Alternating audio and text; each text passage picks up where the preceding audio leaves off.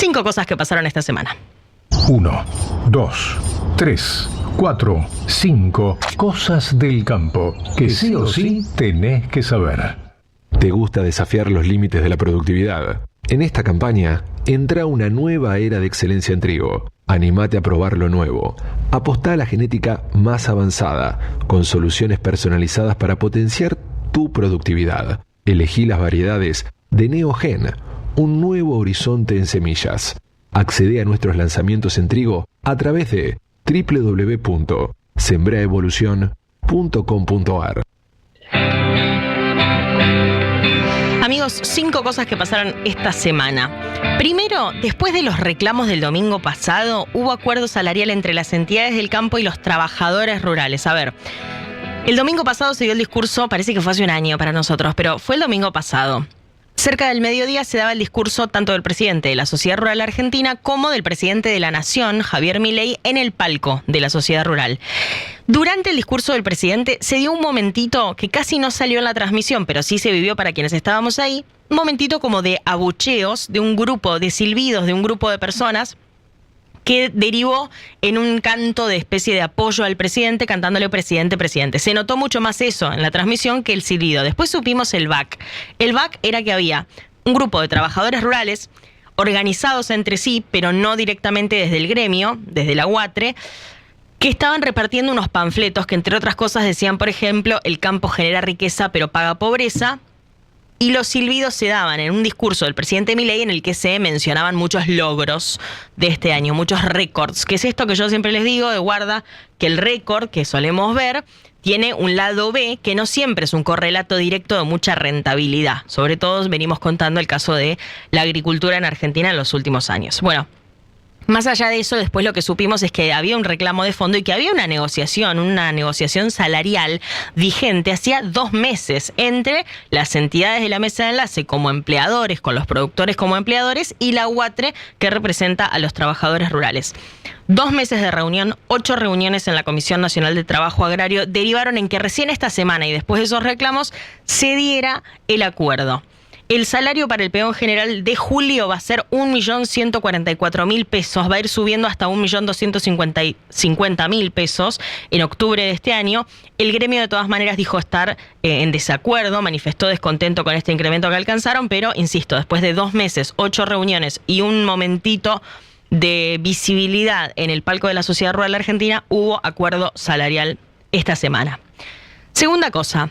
Europa habilitó las compras de pollo y de otros productos de la industria aviar argentina, y Argentina ahora va a poder aprovechar los aranceles cero del acuerdo Unión Europea-Mercosur. Va un poco en línea con lo que recién charlábamos con Marcelo Torres. Ahora, esta es una muy buena noticia, porque lo que pasó es que esta semana la Comisión Europea habilitó de vuelta la importación de carne fresca aviar desde Argentina. A partir del 17 de agosto, que va a ser feriado acá, Argentina va a poder volver a mandar pollo fresco y otros productos, como les digo, de la industria aviar, porque Europa terminó de validar que Argentina ya no tiene ningún tipo de problema sanitario, sobre todo influenza aviar, que fue lo que siempre nos termina cerrando los mercados. Y es una mejor noticia que en otros casos, porque acá yo les vengo contando cuando se recuperan mercados importantes para la industria aviar, caso China, Chile, etcétera. Sin embargo, este es en algún punto muy importante para la Argentina, porque significa que Argentina a partir de esto va a poder aprovechar ahora sí los beneficios de arancel cero para la carne aviar del acuerdo Unión Europea-Mercosur. Esto estaba cerrado desde febrero de este año, este mercado estaba cerrado desde febrero de este año, entonces no se había podido aprovechar todavía el acuerdo, pero a partir del 17 de agosto Argentina puede volver a mandar pollo a Europa.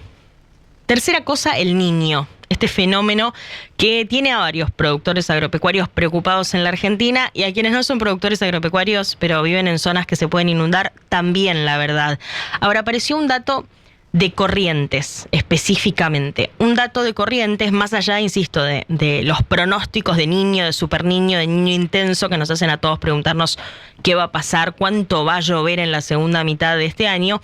Apareció un pronóstico específico de científicos del INTA en Corrientes que dice que más de 5, para ser precisa 5,2 de las 9 millones de hectáreas que tiene la provincia podrían quedar bajo agua para la próxima primavera por este fenómeno, por el Niño. Llamaron inclusive desde el INTA Corrientes a los productores a prepararse con algo de anticipación y a planificar cómo van a hacer el uso de esos campos. Una provincia fundamentalmente ganadera, pero una provincia arrocera también, de yerba mate, con este pronóstico que encendió algunas alarmas esta semana y que viene de científicos del INTA en la provincia.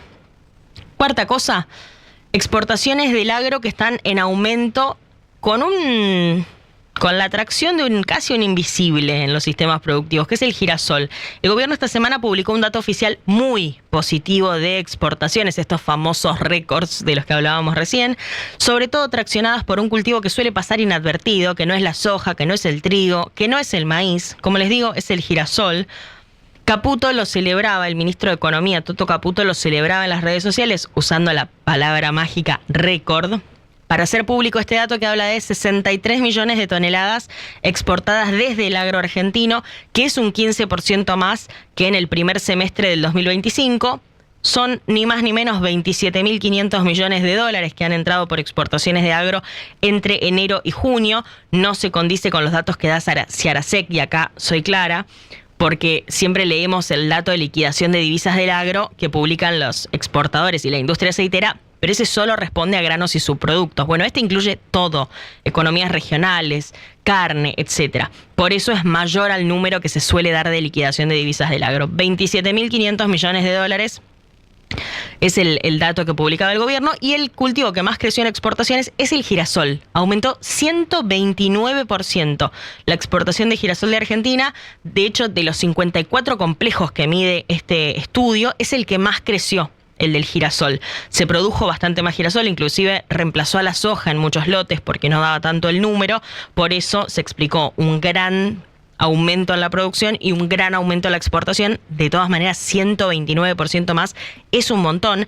Hay otras cosas que crecieron en exportación: el trigo 50%, los lácteos 20%, los cítricos agrios también un 20%, ninguno como el girasol, casi 130%. Tiene mucho que ver en este dato récord que publicaba ayer el gobierno entonces el girasol, y dice que el agro solo en la primera mitad del año trajo 27.000 millones de dólares por exportaciones. Y quinta cosa, surgió al filo del final de la semana, que es una inversión aprobada en el marco del RIGI que va a permitir producir un insumo que es clave para el agro y del que acá este año en particular venimos hablando mucho, porque el comité evaluador del RIGI aprobó el ingreso al régimen de 2 proyectos esta semana, y uno tiene que ver con el agro. Es la planta de fertilizantes de Pampa Energía, va a demandar una inversión de 2.700 millones de dólares, va a generar en la construcción más de 3.500 puestos de trabajo, los datos que prevé, por supuesto, Economía.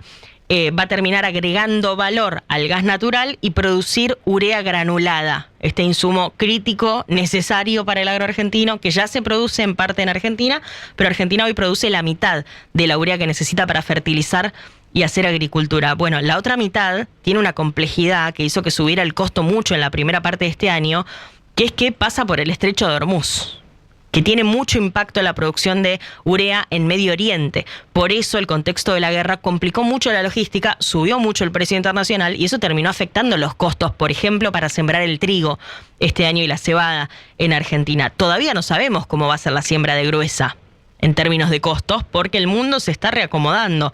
La geopolítica es verdad que está marcando la agenda productiva para muchos países. Argentina tiene también esa particularidad porque depende de la mitad de la urea que venga de afuera. Bueno, Argentina va a producir un poco más de urea porque se anunció esta inversión en el marco del RIGI. Hasta acá, amigos, 5 cosas que pasaron esta semana y que para mí ustedes tenían que saber.